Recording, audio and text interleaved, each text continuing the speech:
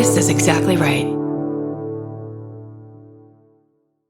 When a charming neurosurgeon rode into Frontier Town selling a persona of confidence and care, patients trusted him. He wore cowboy boots in the operating room and became sought after by patients. He promised to heal them. Instead, he left a trail of broken bodies. This is a story of greed, betrayal, and a fight for justice. Listen to Dr. Death, the Cowboy, wherever you get your podcasts, or binge the entire series right now, only with Audible. Goodbye.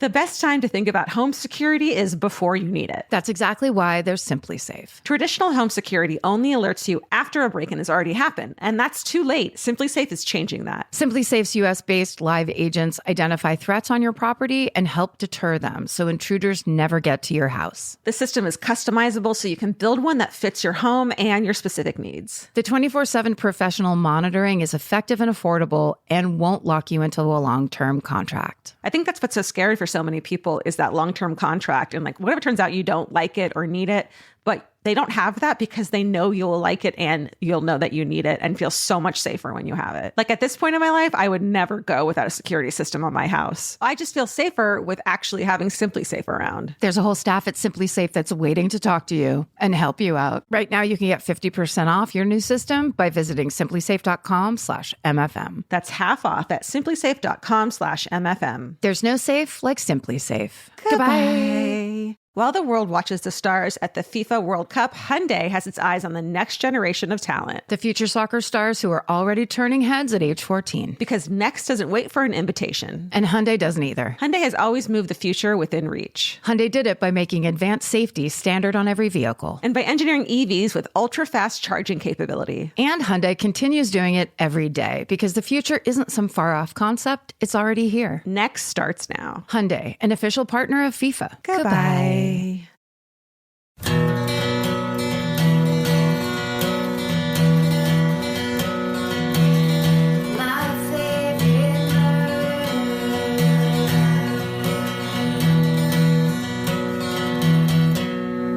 Okay. Right? I can match your volume. Can you match up here? Yes. I was going to sing, but you don't. You don't want that. I just don't want. Oh. What the fuck was that? Oh, yes, you do. Don't make me sing. I'm bad at it. Elvis is getting the fuck out of here. Everyone's a good singer when you sing like that. That's when you true. sing like a jingle singer, you're good. Watch your hand on the. Oh, shit. You're already doing it. Okay. Maybe we should get like mic stands. Hold the mic like Marilyn McCoo, Who's that? the host of Solid Gold. You're too young. I get what you mean, but I don't know who. It's Dionne Warwick held Yes. it like this too. We were just pinching it. That's what I got. Guys, are we on? Oh, that whole thing was the opening of the show. Good. For sure. Quality. That's quality shit right Maybe there. we're trying to make sure that our mics or that the sound quality is legit. What do I sound like here? You sound amazing. Maybe let's try not to touch the cord too. Jesus, so I know. many rules this week. Maybe don't get comfortable. Could you please sit up straight? Yeah. Maybe stand on one foot. I was definitely way too loud at the beginning of last episode. I've never noticed that. I cried in my car because it What? sounded so obnoxious. But that was the day I had a pour over coffee. Oh. Cold brew coffee. Oh, fuck cold brew. I think maybe a little lower Okay. because you look so uncomfortable right now. I am uncomfortable. Hang out. I've never noticed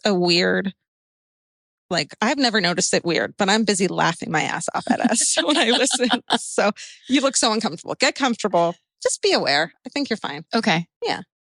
Guys, How's everyone happy? we're gonna take that whole part off. No, we're not.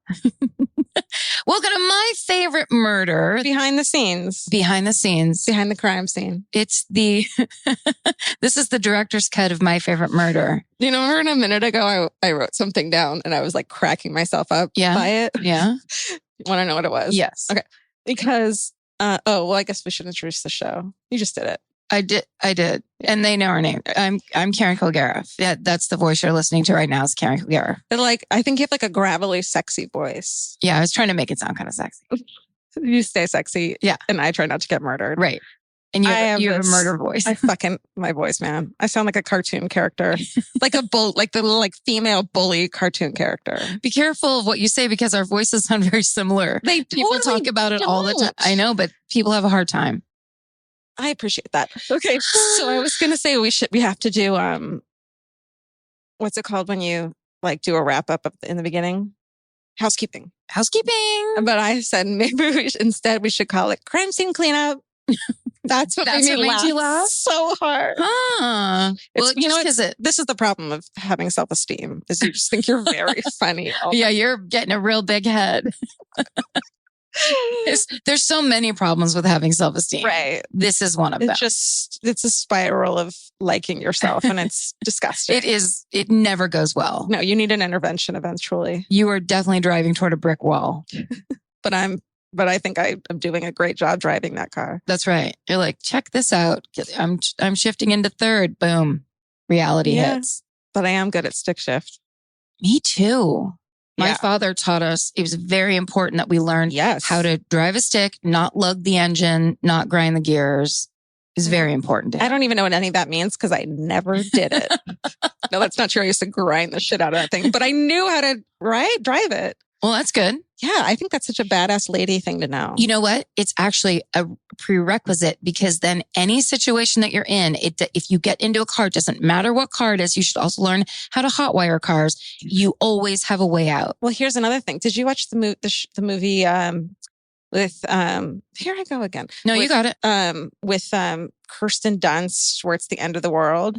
Yes. Okay, so like none of the cars start anymore because they're all electronic and computerized. And so once that shit cuts out, you're going to have to fucking hotwire a 72 Datsun. That's right. And get the fuck out of there. And guess what? It's stick shift. It's stick shift. If you get on a hill, you don't have to hotwire it. You take that emergency brake off, you throw it into second. Ooh, you rev it. You start rolling down the hill and you pop it into gear and it will go. I used to have a little Vespa and you'd have to do that all the run, like give it a running start. Yep. Which was terrifying. Yeah. Fuck yeah. Yeah, you got it. Standard shift, everybody. This got to learn it. An end of the world podcast. Also, it's much easier. It's one of those things where like, you know, when you were little and you didn't know how to tell time and you're like, this is impossible. I'm never going to learn it. When I was little? You mean recently? It just takes me an extra beat. Yeah, you got to think. It's a thinker. Yeah. You got to think about it. But yeah. Driving a stick shift, it's an H shape, H formation. Yeah. First gear, top of the H, second gear, bottom of the first stick of the H. The middle part is neutral. Then you're going into third over at the top of the second stick. But you know what? When it comes down to it, I mean, if you need to get the fuck out of there, burn up that first gear and just go. Just go. Throw it into second because actually you can lug it a little bit in second. You can get more speed. This is a very real thing I have pictured in my mind right now. I do too. I feel like we're helping one person. Every time we do. Every time. But also just get some like dude who might even like you a little bit, who would be willing to spend a half an hour in the CVS parking lot with you and just drive a stick shift around. 10 minutes of that is giving him a hand job as a thank you. Yeah. It's just your hand. Yeah. Gross. That's disgusting. No, I mean, you gross. What's wrong with you then? You slut. All of that should get cut out for sure. Okay, now starting now. Okay. Hi, welcome to my favorite murder. We're the worst people. Stupid. No, we're the best people. We're just trying to help you and relax after a long day of work. Yeah, we're doing it. I don't work, but we're doing it. You do. I kind of work. I had therapy today. Oh, that's work. It is. How was it? Great. My new therapist I guess she's not new anymore, but you know, when the times my therapy is the best is when I go in there being like, I don't know what the fuck we're going to talk about today. I'm doing great. Yes. Like, I'm feeling good. I don't have a thing to bring to her. And then it's like the best day of therapy. Yes. Because it kind of blindsides you. Yeah. Something comes out and then you're like, holy shit. Because it can lead anywhere. Mm-hmm. As opposed to here's this problem. I need you to help me walk through it. Right. It's the background to when you do bring her a problem, she's going to be like, here are the little things you've already told me when we didn't have anything to talk about that are the reason you're doing this fucking thing. Also, things can dawn on you when you have days like that where you're talking and then you go, wait a second, that's why I got so upset. Happened. For real? Yes. You can't. I was just going to say, what was it? It was all sex stuff. So I'll tell you after about the fucked up porn I'm into. Oh, no. But I don't want to talk about it on the podcast. Is this our rated X? We haven't really gone into sex that much personally on this podcast. I feel like that is not a necessary thing. That's not our area. I feel like there's probably plenty of podcasts that do that. Even that hand job joke was very off color for us. There's got to be high schoolers listening to this. They love hand job jokes though. Oh yeah. Okay. They do. Know what hand jobs are? Are you kidding me? I don't fucking. They're like Snapchatting them left, right, and center. all they do all day. Housekeeping. Okay, we have t-shirts available at myfavoritemurdershirts.com. They're only available till June 1st, at which point the orders are going to be fulfilled. And then we're going to come out with a new shirt, probably like the beginning of July. But this is the last time, for the time being, that you'll be able to get this shirt. Yeah. So you should go get one. We promised that the first person we see wearing the shirt, we will hug and then murder, because wouldn't that be funny? Yeah. That's the ultimate prize. Right. And then thank you to the moderator. Okay, so on the Facebook page that we're madly in love with. That we're now up to 8,000 people? Yes. It's nuts. Now it's growing exponentially. It's my home. Like, I'm so in love with it. It's where I go first thing every morning. I really do. It just makes me, it's made Facebook not awful. Yeah. It's the best. It's all Facebook is to me. Yeah. So we want to thank the murderators. Yes, the murderators. Right. Georgia made that up earlier. I was really proud. Thank you. Ari and Alex are our main murderators, and they are fucking killing it. They're the OG murderators. They are. Yeah. Original, from the beginning. Yeah, original murderator, Night Stalker. Elena, Jesse, and Kristen. But with an A-N. I just want to make Kristen. Kristan. But you're all fucking... I love that it's all women. I love that it's fucking... And I think some of the second phase murderators are European. Right. So they're like around the clock up on it. Yeah. I think one might be in Australia. Right. And I think one might be I imagine her somewhere in Scandinavia. Uganda. Right. Oh, and then in a lighthouse in Greenland. she has to ride a bike to get internet connection, like a stationary bike. She's just like doing it. Thank you so much, girl. She's in great shape now that she's found us. There's also, besides the shirt, there's a lot of people on the Facebook page that are making, like, that are just going off. Yes, the crafts rails and making their own crafts, murder crafts. We love. There's a girl who's making cross stitch. Which I love when cross stitches. I have one that says, bitch, please, with like flowers coming out of it. Like, I love when I like that. So her Etsy is her name Flossie, or is the other girl's name Flossie? I don't know, but one's name Flossie, and that I love that name so much. It's genius. Okay. One girl is the girl who's cross stitch. You can get, Stay Sexy, Don't Get Murdered. There's like an Ed Gain one. Here's the thing, Fuck Everyone, which I clearly need to buy. She's Killer Cross Stitching, which killer with a K, cross with a K, and then stitching on Etsy. Go buy her shit. She's in Indianapolis, which proves me wrong that I thought nobody lived there anymore. Yeah, she does. She does. And good for her. And you guys, thank you. You're fucking, the listeners, you guys are. You're killing it. And then I think it's if cross stitcher's name is not Flossie, then Flossie's the one that's making the metal stamp pendants. Right. Who I don't think has an Etsy yet. But she's going to. Yeah. But she put a picture up on the Facebook page, and they're awesome. They're the best. Stay Sexy, Don't Get Murdered right on your keychain or wherever you might want to put it. Right. And I feel like, that's going to be the next shirt too. Gotta be. Yeah. Gotta be. People are clamoring for it. Yeah, we are going to get an official design going and release that mother. I'm feeling a little emotional recoil from telling my period story. I think it was a mistake. We can cut it out, so stop talking about it. Okay, bye. Because then there's going to be no recall. And be like, oh, actually, let's leave that part in. Because they'll know they fucking missed, and they're going to be like, what is she talking about? You guys missed. Oh, one more piece of housekeeping. I have a comedy show at the Improv Lab, which is in Hollywood. At the Improv, they have a smaller room next to the main room called the Lab. And Wednesday, June 8th at 10 p.m., mine and April Richardson's show Business Class. She's a friend of the show. We love her. There. You might know her from Go Bayside, the great podcast Go Bayside. We have a comedy show there. And so come to that if you feel like it. We would love to have you. It's super fun, and it's just a bunch of different people. I know Guy Branum's going to do it. Jay Weingarten's going to do it. Chris Fairbanks is on it. I believe Jamie Lee from Girl Code will be there. Lovely. And I'm going to come. It's my birthday. It's Georgia's birthday that night. Be in the audience. Please don't kill me. If you're around, don't kill Georgia during my show. I'll get really mad at you. Has anyone, and my tombstone saying June 8th to June 8th. Oh, that would be cool though. But not this year. Oh, sorry. It's a boring year. It's 36. I thought your point was different. No, it was don't do that. Sorry, I misunderstood. I got to get back on your wavelength.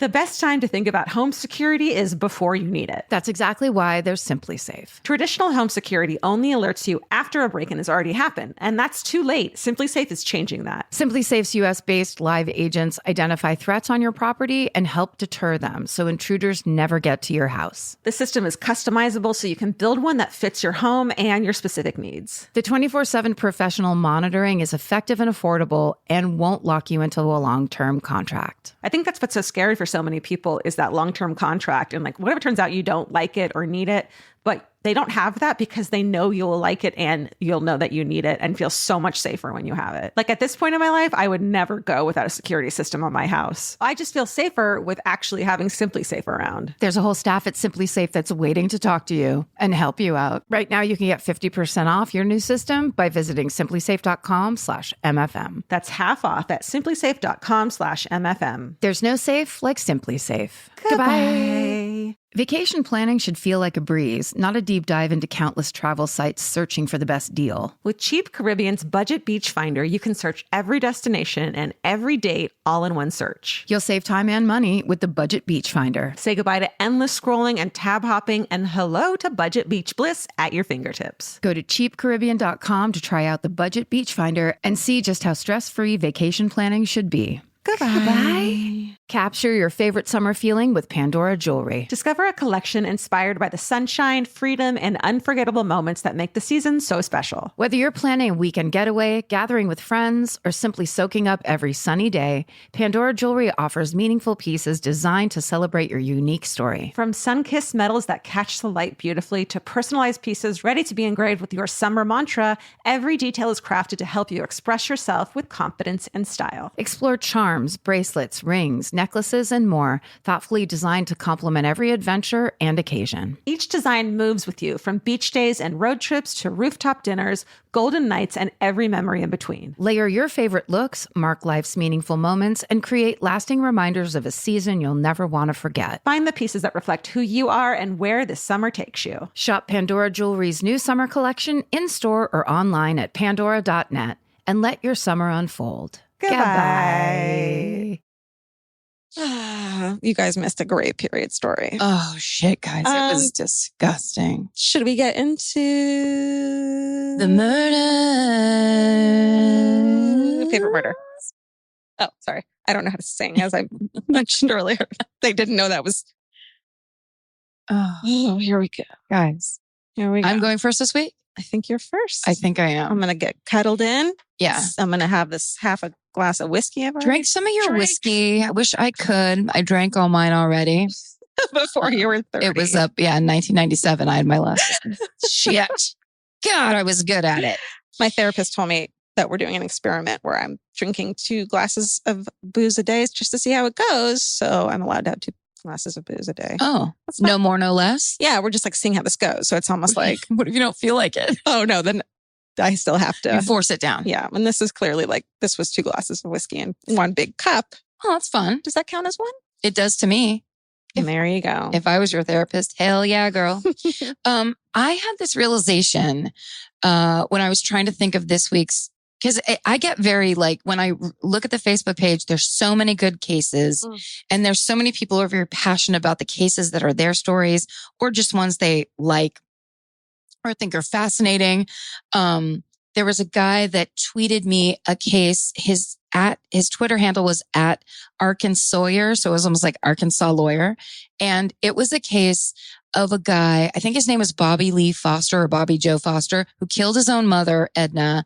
and decapitated her and put the head in the local church and then took the eyes and mailed them to Eisenhower.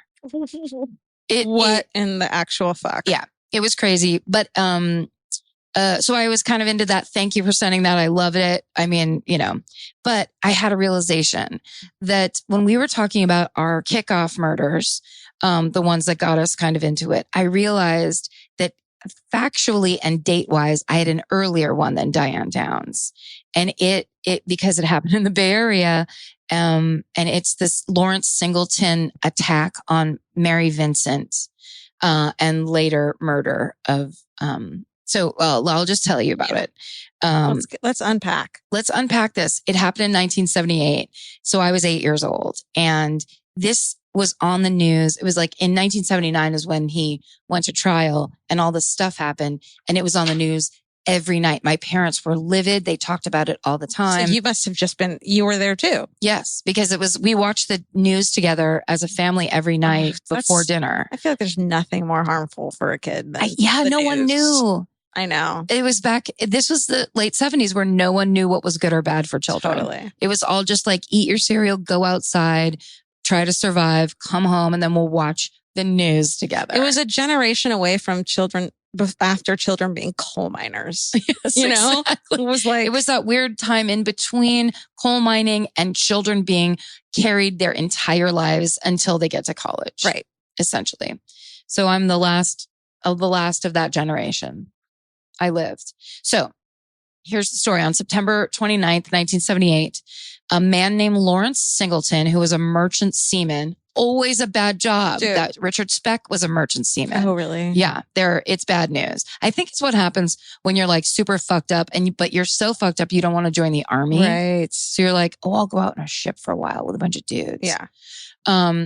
So he picked up a 15-year-old hitchhiker named Mary Vincent in Berkeley, California. Honey. Mary had run away from home. She lived in Las Vegas. Her parents were getting divorced. It was all fucked up. And she had friends in the Bay Area and relatives. So she made her way up to the Bay Area, but she was homesick and she'd been on her own for a while. She had a boyfriend that was bad to her. She left him, ran away. She just wanted to get back home. Sweetie. So she is hitchhiking in Berkeley, and a van pulls up. And there are two people hitchhiking behind her. Now, just so you know, there's Mary Vincent herself tells this story on an episode of I Survived. It was season 4, episode 1. Wow. And it is epic. I know you don't like Survivors. I fucking love Survivors and things like this, where you get the firsthand account of something. This story is also insanely fucked up. I guess it's been that long, I can deal with it. Right. And it's when they can tell their own story. They're not, that they're in charge of this narrative and they can tell you what happened. And And like when it's a grizzled fucking bartender, like cafe waitress, and she's like, this is what fucking happened to me, I can deal with it. But when it's like some like college girl whose life is ruined. No, because here's the thing, the saddest part about it, but the truest part about it is it happens to a lot of people. Yes. So when you have one woman sitting there going, here's what happened to me, A, B, C, and D, you not only get the don't fucking hitchhike, keep your eyes open, pick up on context clues, you have all that, but you also have survive. Yep. And you can survive and you can come out the other end and help other people. And it's okay to tell your story. Like you don't have to keep this huge secret. There's other people who have been through similar or worse. Yeah. And you have to tell your story. Yeah. That's part of healing. Right. So a lot of what I have here is basically her firsthand account. Holy shit. So the van pulls up and there's two hitchhikers behind her in Berkeley, 78.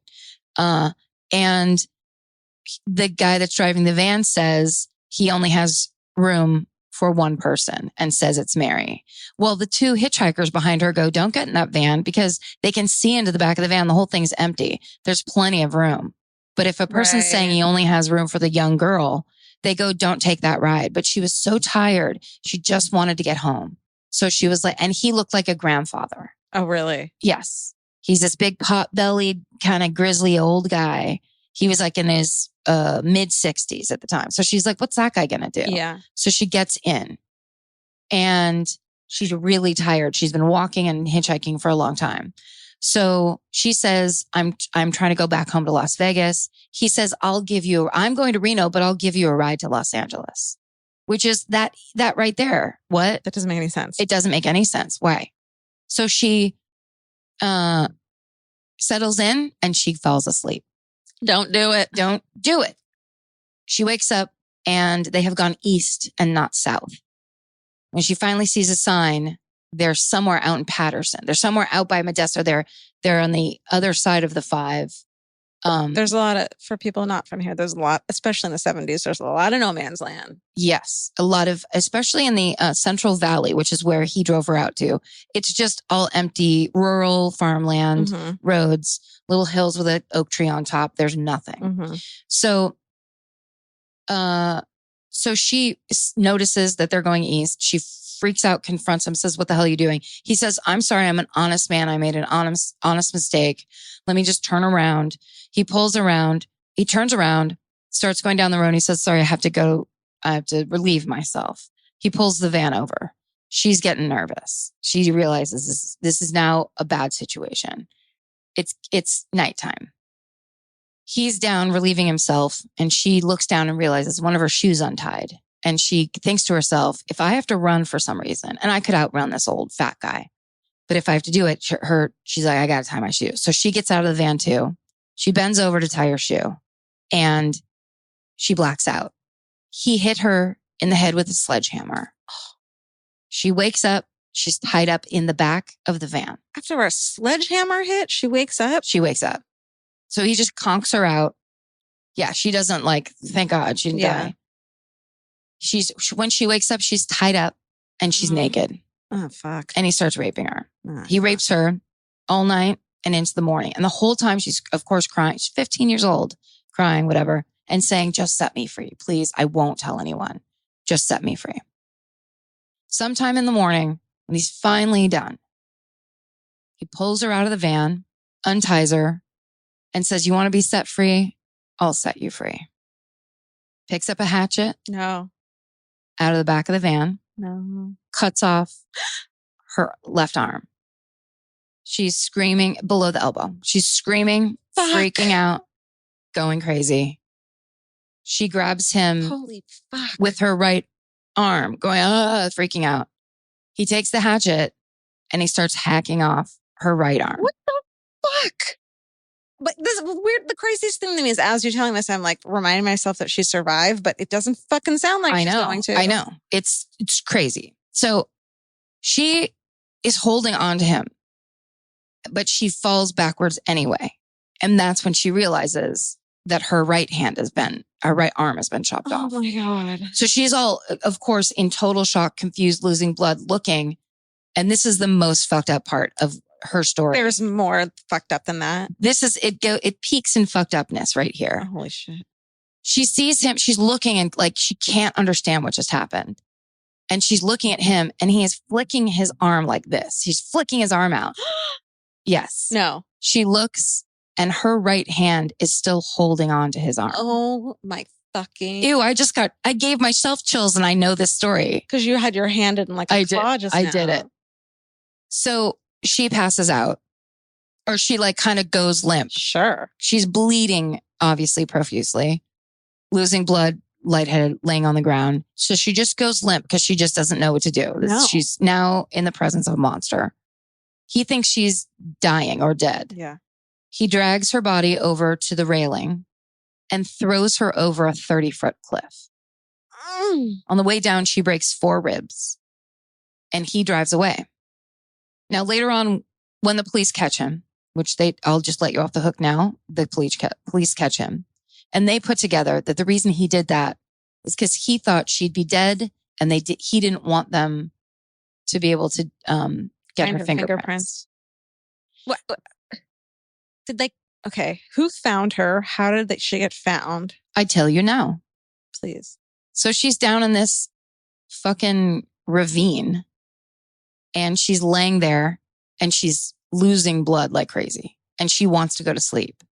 But she said that there's a voice in her head saying, you cannot go to sleep. You have to get up so they can catch this guy. So she puts her bloody stumps in the dirt and makes a mud pack so she stops losing blood. Oh my God. On both arms. And then she starts crawling back up the ravine, 30 feet. It takes her all night. Oh no, I'm sorry. That was the morning. He dumped her over in the morning. So she crawls back up the ravine. It takes her all day. She finally gets up to the top of the ravine and back onto the road at night. And then she starts walking. Naked, covered in blood, with 2 stump arms. She walked for 3 miles. Oh my God. The first car that came up was 2 dudes in a convertible, and they saw her and they fucking sped away. No. Yep. Yes. And she said herself in this, I survived. She goes, I looked like something out of a horror movie. She's like, I didn't blame them at all because it was, I mean, beyond something you'd see in a horror movie. Yeah. And on a far away, like a deserted road in the middle of the night where there's no, this is out, where there's no street lights. Like she said, she was walking by the light of the moon. It was totally. And in my mind too, it's like these 2 dudes are married men and they're gay lovers and they're like on a clandestine, romance thing. And if they stop to help her, they have to call the cops. They're going to get caught together. Yep. That's just in my head. That's very plausible. So like, hopefully these aren't monsters.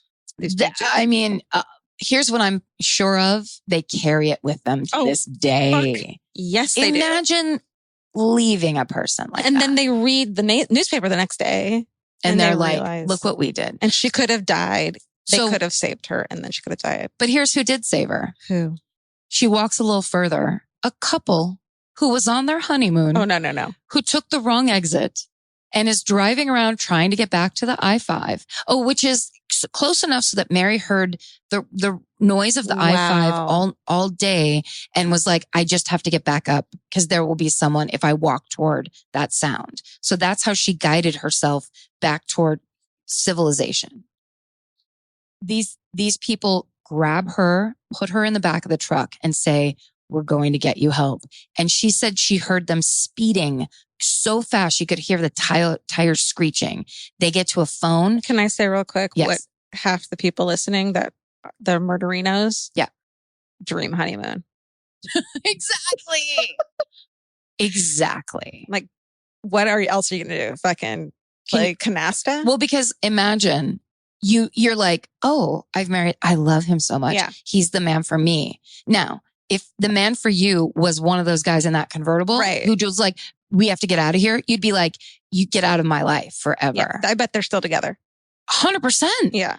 They get to that payphone, they call, and they airlift her to the hospital. Oh, you So it wasn't even an ambulance situation. They were like straight in. So. Oh, honey, the relief she must have felt. Oh my God. To be saved. So I'm on the next page already. Because by the way, I want everyone to know you're like fucking telling this. You're not even looking at your notes. Because I remember this happening when I was little. Holy shit. And I remember my mother being so livid. And she would talk about Lawrence Singleton, this disgusting piece of shit. She would talk about him all the time. Well, because I'll get into it. I have to go faster. Were all these details on the news? No, but it was a man who raped a girl, chopped her arms off and threw her into a ditch. That's enough. That was plenty. Yeah. Because that's when it was like, oh my God, that could happen. Totally. That's real. Even the word rape, like you don't even talk about, like couples in fucking sitcoms didn't sleep in the same bed. Right. Exactly. It's like, well, I'm not from the 50s, Georgia. Oh my God. I mean that the Brady Bunch was the. Oh my God. So she lost over half the blood in her body. How? But from her hospital bed, she described a picture of him so accurately to the police sketch artist that Lawrence Singleton's next door neighbor saw it and immediately called the police. And even though she was friends with him and like knew him for years, she was like, that's Lawrence Singleton. That's my next door neighbor. She's one of us. So yes, exactly. So, and I do have to say this in the article that I found a piece of information from, for some reason in the line, it said housewife and bowling expert. Wow.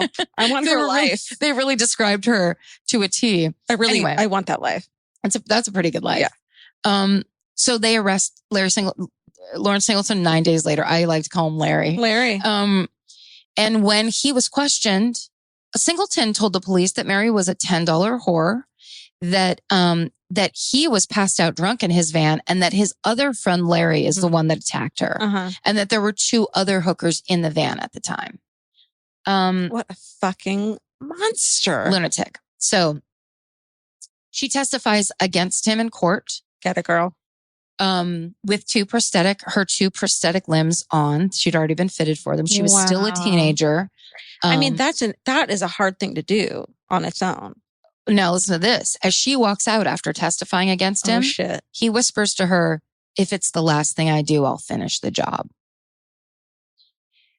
Oh, I was hoping she'd say, "Motherfucker," or like something at him. No. Oh, that poor girl. She ran out. So in March of 1979, a San Diego jury convicts him of kidnapping, mayhem, attempted murder, forcible rape, sodomy, and forced oral copulation, and gives him the maximum sentence at the time. Can I guess?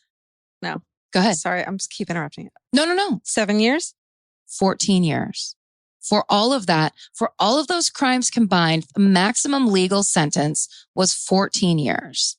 That's like almost how old she was. Yes, that's exactly right.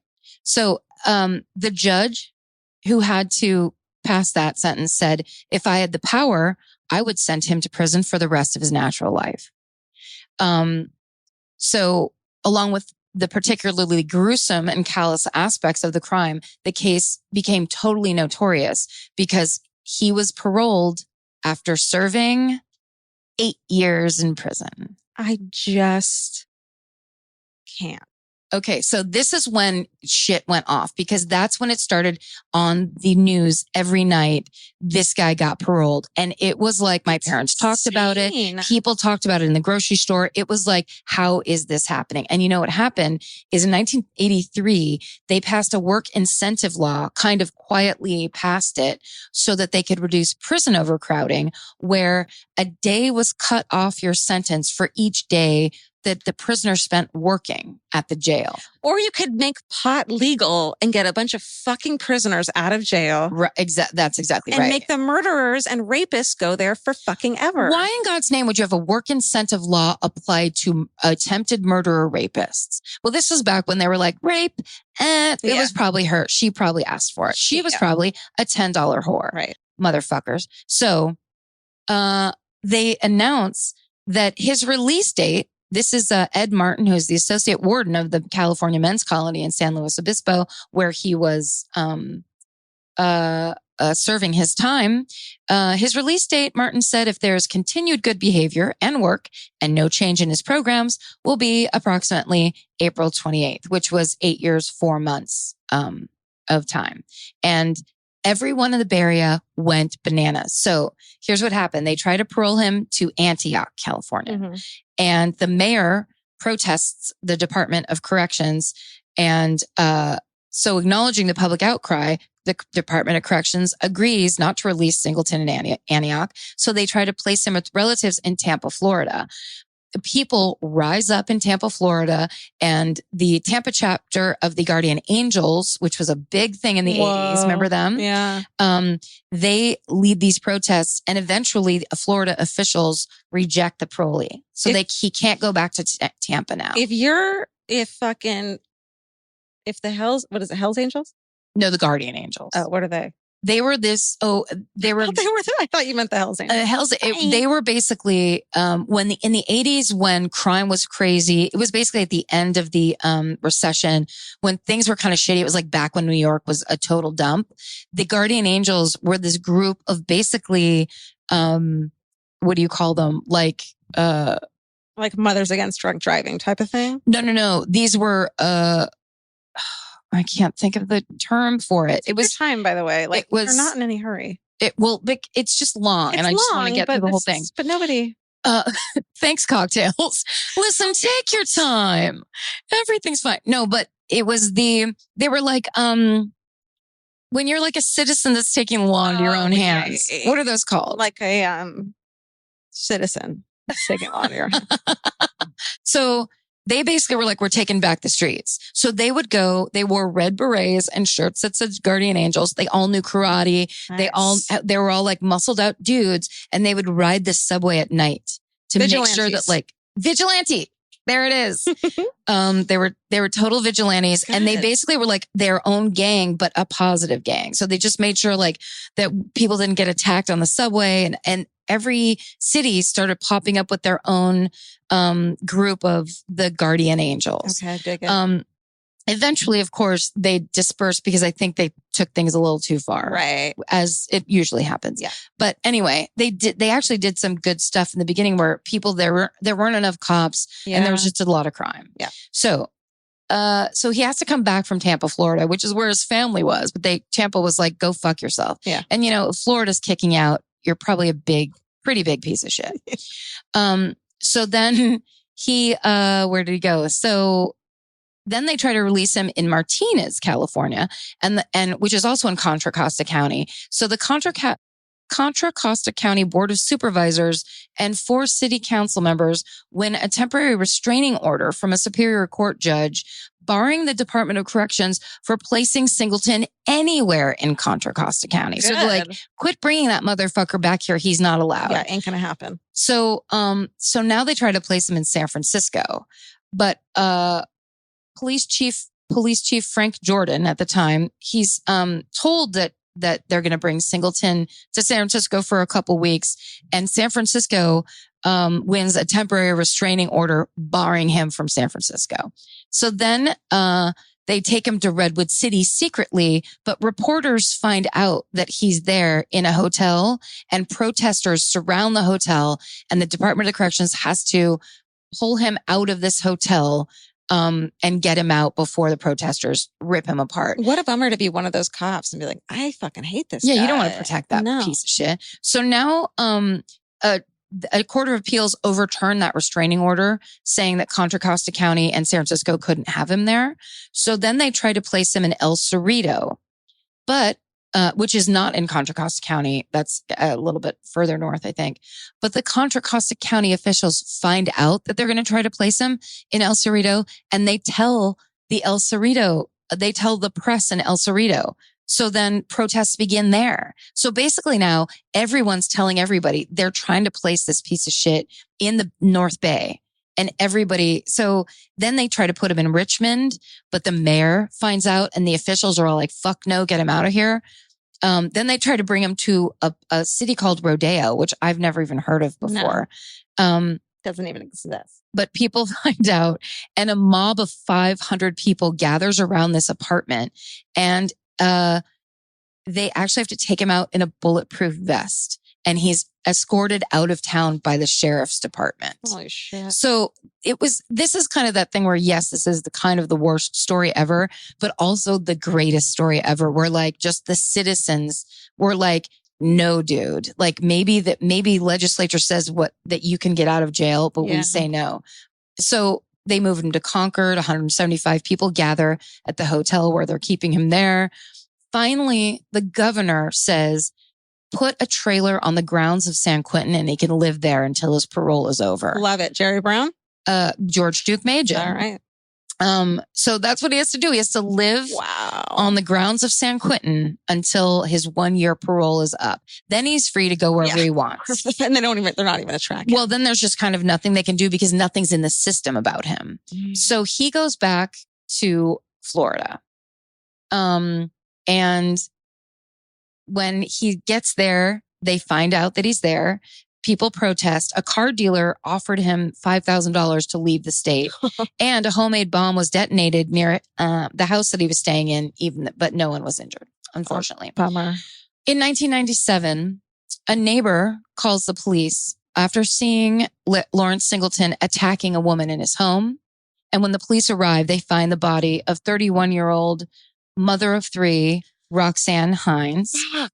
She's also a sex worker, but I wanted to say the mother of 3 part first so that people care. Yeah. So that they know that she was so hard up for money. That financial problems made it so that she had to do this. Right. And then she got stabbed 12 times in the face and chest by this piece of shit. And when he answered the door to the cops with his shirt open and blood all over his chest. How many cold cases can be attributed to him? Like, so there's no way that it was 1 in 78. No, well, they say that the reason that he got parole the way early like that was because he didn't have priors. He didn't have, which is not to say he didn't do anything, but that he didn't have a record. Still, I think cutting off a girl's arms and leaving her for dead is like worse than your prior for like aggravated assault or whatever. And I think you're right. That's not a first crime. No, at all. Especially when you're 60, like you're starting, Yeah, no way. Yeah. But also, if you're in the Merchant Marines, God knows what he did in fucking Malaysia or someplace where nobody, you can do whatever you want. Is he a Vietnam vet? That fucking half of those killings are for him. Okay. The best time to think about home security is before you need it. That's exactly why there's Simply Safe. Traditional home security only alerts you after a break-in has already happened, and that's too late. Simply Safe is changing that. Simply Safe's US-based live agents identify threats on your property and help deter them so intruders never get to your house. The system is customizable so you can build one that fits your home and your specific needs. The 24/7 professional monitoring is effective and affordable and won't lock you into a long-term contract. I think that's what's so scary for so many people is that long-term contract. And like, whatever turns out you don't like it or need it, but they don't have that because they know you'll like it and you'll know that you need it and feel so much safer when you have it. Like at this point in my life, I would never go without a security system on my house. I just feel safer with actually having Simply Safe around. There's a whole staff at Simply Safe that's waiting to talk to you and help you out. Right now, you can get 50% off your new system by visiting simplysafe.com/MFM. That's half off at simplysafe.com/MFM. There's no safe like Simply Safe.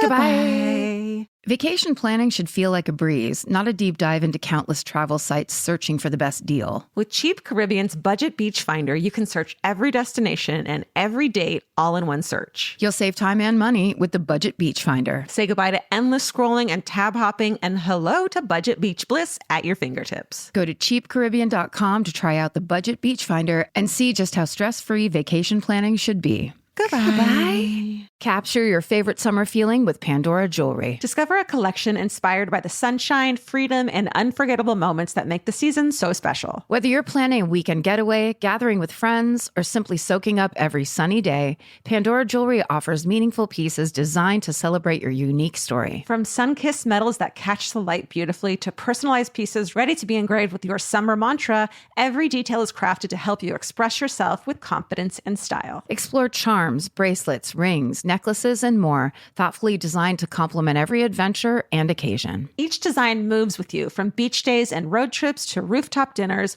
golden nights, and every memory in between. Layer your favorite looks, mark life's meaningful moments, and create lasting reminders of a season you'll never want to forget. Find the pieces that reflect who you are and where this summer takes you. Shop Pandora Jewelry's new summer collection in-store or online at pandora.net and let your summer unfold. Goodbye. So Mary Vincent goes to Tampa to appear at his sentencing and tells her whole fucking story. Good girl. She describes her whole attack, the toll that the ordeal has taken on her whole life, because of course it's been, a terror. Yeah. And she's gotten her life together a little bit, but of course she just lives in constant fear. Sure. When he was paroled, like she was doing fine and going to art school in the Pacific Northwest. Imagine? Then he got paroled and she fell apart. As he said to her as she left the courtroom, I'm going to finish this. If it takes the rest of my life, I'll finish the job. Like, yeah. Why isn't that considered when they think he's going out for parole? So, the jury deliberated for 1 hour and he was sentenced to death because good old Florida. Good. So, unfortunately he died of cancer in the prison hospital, instead of being, fried. We're being very vicious in this. We really are. In this one. But, apparently what he said when he was sentenced, he said he denied mutilating Mary Vincent. He still denied it. Not killing her, just mutilating her? No. Mary Vincent is the girl whose arms he chopped off. Yes. He denies doing that. But he said about the stabbing of Hayes, I'm sorry about the death in this case. I'll have to carry it on my conscience the rest of my life. The death. And the narcissistic move of this is sad for me. On me. The Diane Downs move. So just to wrap it, Mary Vincent did win a $2.56 million civil judgment against Singleton, but she couldn't collect because he was unemployed in poor health and only had $200 in savings. Of course not. So she did eventually get married. She moved to Orange County. She has 2 sons, and she started the Mary Vincent Foundation to help victims of traumatic crime. Oh, sweetie. Yeah. Oh, that poor girl. Isn't it crazy that like she would have been better off stealing a car and getting a misdemeanor than hitchhiking? You can't trust old men that look like grandfathers. And here's another thing I was thinking about. Like when she had a bad feeling, he stopped to pee and get out of the car. The thing about that is like, if you have a bad feeling, do what you need to do and apologize for it later. Like steal the car and drive the fuck off. Apologize later if it turns out he wasn't going to kill you. Right. Trust your gut. Yeah. If you have to blow some guy off at a bar because he's giving you the creeps, but you don't want to be rude, blow him off and apologize later if it turns out that he wasn't a creep. Because if he's not a creep, it won't be a problem later. Exactly. Yeah. Right. Yeah. That's intense. I know. It's crazy. And if you want to see it, you can watch on I Survived Mary Vincent tell that story herself. I might have to start watching that. The thing is about true crime shows is that I really don't like reenactments. There's no reenactments in this. Okay. It's the people telling their story, and they start a segment with a picture of where it actually happened. Yeah. And it's all straight to camera storytelling. Okay. It's pretty brilliantly produced. That's why I like it. No, I did that. I could totally do that. Yeah. Whew. Yeah, I know. That was a big one. Yeah. Let's all take a collective breath. Yeah. Anyone needs to use the bathroom, go use it now. All right. My favorite murder. Okay. So I was scrolling through the Wikipedia page of mysterious disappearances, as one does before bed. Sure. When you have insomnia. Uh-huh. And I came across a really interesting case I had never heard about. And there's so many twists and turns and weirdness about this that I was intrigued and really excited. So I'm going to tell this a little bit out of order. I'm going to leave the exciting thing to the end. Okay. Because the whole thing is fucked up to begin with. So this is the murder of Sharon Marshall by Franklin Delano Roosevelt? Floyd, which is like, no wonder you're a murderer. Parents so close. It's almost like making sure your kid's a narcissist by naming him almost after a president. Yeah. All right. So in 1962, this guy, Franklin Delano Floyd, was 19 years old. It's the worst name. It's the worst name. Let's just call him Floyd. Was convicted of abducting and sexually molesting a 4-year-old girl in Georgia. Ugh. Yeah.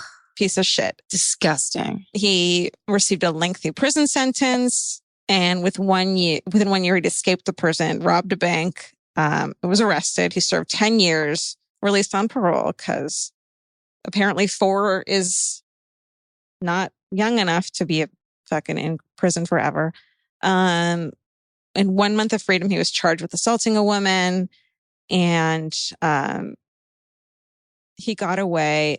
So in 1990, his wife, Sharon Marshall, was found dead in a suspicious hit and run. All right. So this is where it starts. Okay. He had sent his wife, Sharon, on a late night shopping trip for baby items because they had a child together. Oh, good. Have a child with a baby rapist. Right. I don't know if she knew that or not. Okay. So she was murdered on her way back to the motel they were spending the night at. She appeared to be hit by a car, yet there was a blunt force trauma to the back of her head, enough to cause the death unrelated to the car accident. So after she dies, her child, Michael Hughes, which Floyd was a clear suspect in, kidnapped the kid. He was the 2-year-old son, Michael Hughes. I'm sorry, that's not true. He put their 2-year-old son into foster care and fucking hightailed it out of there because he was a suspect. The kid goes into foster care. The foster care parents love him and decide to start adoption proceedings for him. He like thrived there. Where he got there, he was just like so developmentally delayed because this guy was a piece of shit. And Floyd was arrested on a parole violation. And then as part of the adoption process, the kid had a DNA test and it was compared to Floyd's. And it turns out that Floyd is not the real father to this little kid. Whoa. So when he's released from jail, he tries to regain custody and he can't because he's not the dad. Then on September 12th, 1994, this fucking dude comes in to the elementary school where this kid is staying, has a gun, takes the kid by force, gets him the fuck out of there, steals this kid. You should see these photos of him. He's such a creep, not the kid, fucking Floyd. The dad, yeah. So 2 months later, Floyd is arrested in Kentucky and the kid is not with him, hasn't been seen since. Floyd tells like differing stories, some that he had drowned the kid in the motel bathroom after the kidnapping. Others say that he told them that he murdered the kid in the same manner. So he had admitted that to a couple people. Another person claims he saw Floyd bury Michael's body in a cemetery, which is like, how do you witness that? And then you don't tell anyone till the cops, I don't know. In his most recent contact with the FBI, Floyd's admitted to killing Michael by shooting him twice in the back of the head. He told them where to find Michael's remains, but it's been 2 decades since then and they haven't found anything. So that's the story of Sharon, the mom, and Michael, the kid. Okay. Super shitty all around. Yes. And so the third incident is the murder of, let's see, what's her first name? Shit, I don't know her first name. Cheryl Ann Camesso. So at the time of her hit and run death, Sharon is a stripper. But I mean, before I say that, I want to say that she went to college. She was going to be an engineer. She's a very smart person. I think something happened with her crazy husband. She's making money stripping. You know, it's not that there's anything wrong with fucking making money stripping. And that's her career. But anyways, in 1989, one of Sharon's coworkers disappears. She's 18 years old, Cheryl Ann. Someone had witnessed a angry confrontation with Floyd. And the coworker? Yeah, Floyd and the coworker, Camesso. Cheryl, let's call her Cheryl. So Cheryl disappears in 1989. Floyd and Sharon get the fuck out of town. It remains unsolved until her skeletal remains were found by a landscaper in Florida in 1995. And she was listed as a Jane Doe. No one knew who she was when the remains were identified. And then in March, the same year, a mechanic in Kansas finds a large envelope stuffed between the truck bed and the top of the gas tank of a truck he had recently purchased at auction. Mm-hmm. Which is like, here we go. Yeah, let's go. He finds... just finding things stuffed in places. It's my dream. Yeah, for sure. Like, you know, where I think you can find them is when you go into like a weird bathroom and there's the toilet seat holder. Yeah. I think people shove drugs and money for drugs in those as like, I'm going to go in the bathroom and shove the drugs in there. I'm going to come out and you're going to put the money in there. But, am I making that up? Because I've heard that before. You don't mean in the toilet tank where the water is? No, that too. But in where you pull the toilet seat cover off the wall. Yes. You know what I'm saying? Yes, so, behind the paper covers. Exactly. I see. I thought you meant in a private bath. No. I think you meant the pink furry cover that like your grandma puts on that matches the bath mat. You know, when you go into a gas station and they have the pink furry cover, or like sometimes it's leopard print over a toilet. You know, those fun gas stations. Yeah, kicky. So the mechanic finds this fucking amazing find. Inside, he finds 97 photos in the envelope, including many photos of a woman who is bound and severely beaten. Oh, no. The police traced the truck back to Floyd, of course. And the investigators compared the photos of the injured woman with Camesso, as well as evidence found with her remains. And the clothing was similar to what she was wearing. There was also furniture and belongings in the photos that were identified as Floyd's. And the medical examiner had compared injuries seen in the photograph to the cheekbone that they had found at this the remains Jane Doe. So they were consistent. She had died from a beating and 2 gunshots to the head. Again, 2 gunshots. Mm-hmm. I'm looking at a pattern. A kill shot. That's the was he in the army? Oh, really? Uh-huh. Kill shot, huh? I didn't know about that. Uh-huh. 2 shots? 2 to the back of the head. That's a thing? Yeah. That's how you just take someone out. Then you don't even look at them in the face. Mm-mm. And also just, that's for sure. So it's one, there is a possibility some could weirdly live. No. 2, no. Yeah. Oh, right. Okay. So Floyd is tried and convicted for this girl's murder. Thank God. Camessa's murder based on the photographic evidence found in the truck. Other photos found in the truck, though, show sexual abuse of Marshall, who was his wife who died in the hit and run. Right? I mean, this weird thing, his wife. But the pictures start, and this is where it goes, is the pictures of Marshall and being sexually abused start at a very early age when she's in her childhood. What? Right. Okay. Sexually explicit poses of various ages, starting around 4 of his wife. Age 4? Yeah. Of his now dead wife. What the fuck is going on? Uh-oh. Turns out Floyd met a divorced woman with 3 daughters and a son in 1974 when Sharon is like 4. In the late spring of 75, Sandy, the mom, is arrested in Dallas for writing a bad check for diapers. And some people on the internet, like, how did that happen? Did Floyd take out all the money from the account and send her on a shopping trip and the check, maybe that's even set up. When she's in prison or jail for 30 days, while she's there, fucking Floyd disappears with all 3 sisters and the infant brother. Ugh. Floyd had been left to care, which don't ever leave your children in the hands of a boyfriend. I don't care how fucking cool you think he is. No, don't.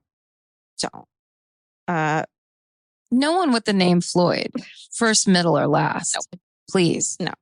When she's released, she sees that the fucking children are gone. He had put 2 of the daughters in foster care. She finds them there, but Sharon and the little boy are gone. And she tries to file a kidnapping charge. Okay, here's the most fucked up part of the whole fucking thing. The local authorities say that as the stepfather, Floyd had a right to take the children. Hi, 1974, you fucking piece of shit. Okay. So Floyd raised Sharon as his daughter since early childhood. And if you go online, you can find a photo, like a portrait of him with her as like a 4-year-old on his lap. DNA testing to determine her paternity after she died uncovered that she was not his daughter. And he gave a number of inconsistent statements regarding how she came into his custody. He told everyone that he had rescued her when she was abandoned by her biological parents, which is probably what he told her as well. Right. The problem is that the little boy no one knows what happened to him. So it's not likely that he's doing well. So the earliest known record of her after that of Sharon was when she was registered in 1975 in an Oklahoma City high school. And if you look at her high school photo, she's clearly not high school age. I think he was kind of trying to fudge some stuff. And like she was too old? She's very young. She looks maybe too young. Yeah, she looks junior high-ish. So I think he was like trying to throw someone off or something like that. Try to establish her as being 18 as soon as possible. Right. And registering her under an alias. They had a ton of aliases. Let's see. So they suspect that Sharon was born in the late 60s, kidnapped between 73 and 75. Then they leave town again. She becomes his fucking wife. Ugh. Then, I mean, it's not even like cool that she gets to like then figure out who she is. He fucking hits and runs her and kills her with a car.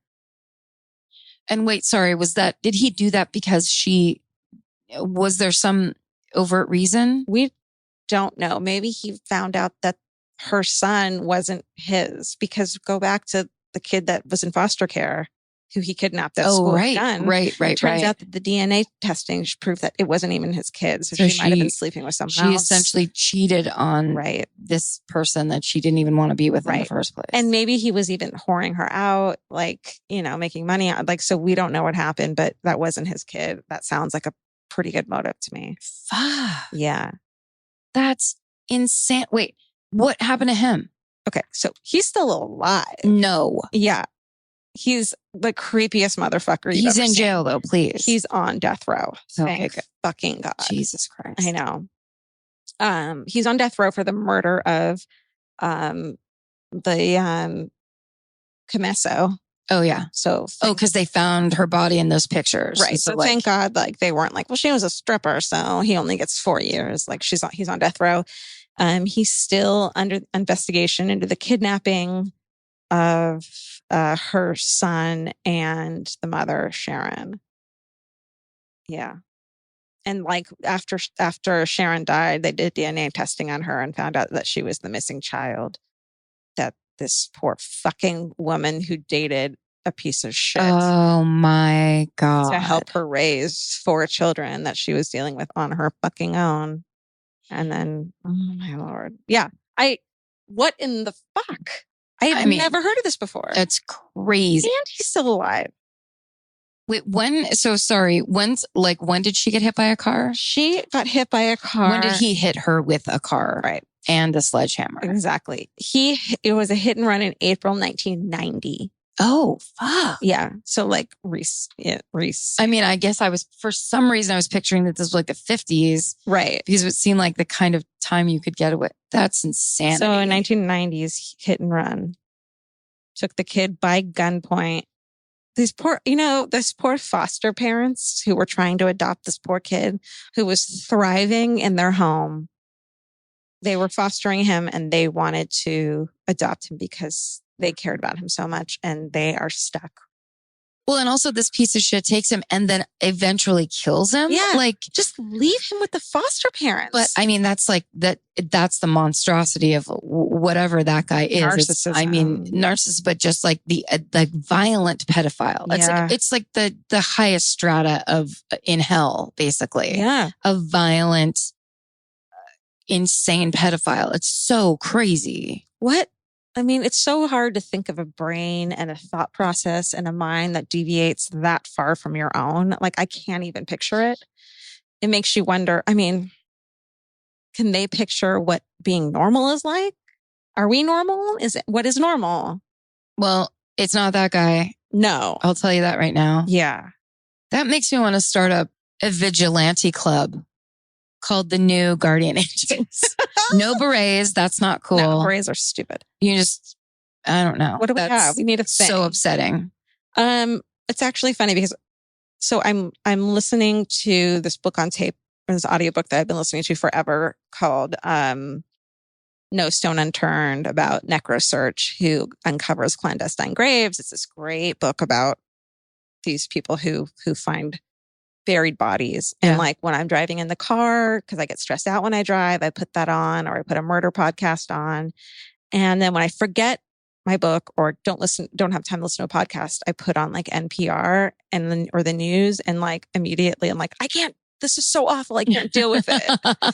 Like I even fall asleep sometimes to like murder stuff. Mm-hmm. And I think that's part of realizing why I love murder and these stories so much, is that the real world and what's really happening and what I have absolutely no control over is so terrifying, and there's no control. But you cannot walk alone at night. You can, carry pepper spray with you. You can make sure you keep your doors locked. My door is not locked right now. I just looked over. But it's because every murder story that you read and all that information you gather informs you so that you know a little bit more next time. Right. But you can't do anything like that. China is being armed with nuclear weapons. You can't be like, well, next time I'm not going to hang out with China. Yeah. I think they've always had nuclear weapons. Right. But like, what are you going to do about that anyway? Right. That's just posturing. That's the thing, is what are you going to do about that? Nothing. No. And that's terrifying to me. But in this, you can be like, if I ever get into a situation, right. It's just being able to have your guard up better every single time. Yeah. And if something does happen, you at least tried or had some control over it somehow. Right. You're informed. Yeah. Oh, it's so crazy. I know. That guy, they should kill him tomorrow. Franklin Delano Floyd. Piece of shit. This is the My Favorite Murder Piece of Shit series. Larry Singleton and Franklin Delano Floyd. We didn't mean to do a theme. Top two. Yeah, that's a magical theme. Here we are. What if we just start matching up on like wavelengths of pieces of shit? Well, that was crazy. Yeah, that was a wild ride. Oy. Well, anything to wrap up with? I don't know. Go buy a t-shirt. Yeah, that'll make you feel better. After that shit show. Was that shitty that I just plugged our t-shirts at the end of this like awful thing? What choice do we have? I know. Keep sending us your hometown murders, even though we haven't read them. The numbers game on that one is much more narrow because, we sometimes don't even read them, but we are starting to make minis and having fun with them there. So we will get to them. We're making mini episodes of your hometown murders. I have to say, in reading them, the ones that I do, when they have a really good subject line, when it's not just hometown murder, it's like, motherfucker gets buried or like some funny thing, I'm more likely to click on it. Also, when they're short and succinct, just get to the point. That's key because and it's like in any good story like that, just include the facts that matter. Yeah. You can still be quippy and funny and and surprised and be yourself. But I would say if you're passing up the 6 paragraph mark, we're gonna have a tough time with it. Yeah, we can give people guidelines. Yeah, I like to call them guidelines. Gaglines? Gaglines? Yeah, but we love them and I think we're going to try and do mini-sodes each week. You know what blows my mind is that there are just so many. And people are just so excited to tell them. I know. Because no one's ever asked them that before. No one ever asked them before. Yeah. Well, and also because you realize you don't, I've asked friends, and they're like, no, I don't. Yeah. Wait a second. Yeah. And then they remember 3. Yeah. Because it happens a lot. Totally. Yeah. It's just like part of your identity. Rate, review, and subscribe on iTunes, please. Oh my God, you guys, we're in the top 10. It's crazy. Of comedy. We're in the top 3 of comedy. That's nuts. That's insane. And it's because people rate, review, and subscribe. Yeah. You guys are doing it for us. We appreciate it. Thank you so much. Yes. And, it's fucking awesome. Feels powerful. Feel like I could get away with murder. I guess above all, stay sexy and don't get murdered. Bye. If audiobooks are your thing, or if you've been meaning to listen to more of them, you should check out a podcast called Earsay, the Audible and iHeart Audiobook Club, hosted by Cal Penn. Each episode spotlights standout audiobooks on Audible across all kinds of genres: sci-fi, comedy, romance, thrillers, and more, with Cal talking to guests who help break down what makes each story worth listening to. It's a fun, easy way to discover your next great audiobook. Check out Earsay on the iHeartRadio app, Apple Podcasts, or wherever you get your podcasts. Goodbye. The best time to think about home security is before you need it. That's exactly why there's Simply Safe. Traditional home security only alerts you after a break-in has already happened, and that's too late. Simply Safe is changing that. Simply Safe's US-based live agents identify threats on your property and help deter them so intruders never get to your house. The system is customizable so you can build one that fits your home and your specific needs. The 24/7 professional monitoring is effective and affordable and won't lock you into a long-term contract. I think that's what's so scary for so many people is that long-term contract. And what if it turns out you don't like it or need it, but they don't have that because they know you'll like it and you'll know that you need it and feel so much safer when you have it. At this point in my life, I would never go without a security system on my house. I just feel safer with actually having Simply Safe around. There's a whole staff at Simply Safe that's waiting to talk to you and help you out. Right now, you can get 50% off your new system by visiting simplysafe.com/MFM. That's half off at simplysafe.com/MFM. There's no safe like Simply Safe. Goodbye. Vacation planning should feel like a breeze, not a deep dive into countless travel sites searching for the best deal. With Cheap Caribbean's Budget Beach Finder, you can search every destination and every date all in one search. You'll save time and money with the Budget Beach Finder. Say goodbye to endless scrolling and tab hopping and hello to Budget Beach Bliss at your fingertips. Go to cheapcaribbean.com to try out the Budget Beach Finder and see just how stress-free vacation planning should be. Goodbye.